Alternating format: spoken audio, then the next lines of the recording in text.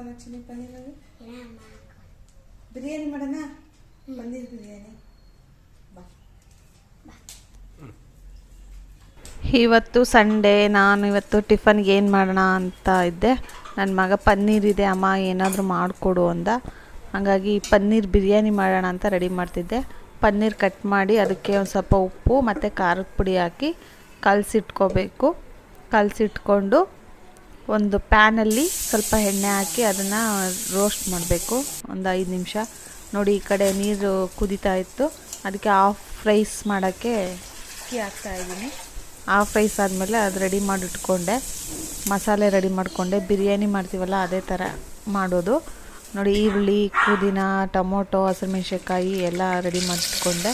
ಒಗ್ಗರಣೆಗೆ ಒಂದು ಸ್ವಲ್ಪ ಎಣ್ಣೆ ಹಾಕಿ ಟೊಮೊಟೊ, ಈರುಳ್ಳಿ, ಮೆಣಸಿನ್ಕಾಯಿ ಹಾಕ್ಬಿಟ್ಟು ಶುಂಠಿ ಬೆಳ್ಳುಳ್ಳಿ ಪೇಸ್ಟು, ಅರಿಶಿನ, ಖಾರದ ಪುಡಿ, ಧನಿಯಾ ಪೌಡ್ರು ಎಲ್ಲ ಹಾಕಿ ರೋಸ್ಟ್ ಮಾಡಿ ಒಂದು ಸ್ವಲ್ಪ ಗರಂ ಮಸಾಲ ಹಾಕಿದೆ. ಲಾಸ್ಟಲ್ಲಿ ಮೊಸರು ಹಾಕಿ ನೋಡಿ ಗ್ರೇವಿ ರೆಡಿ ಆಯಿತು.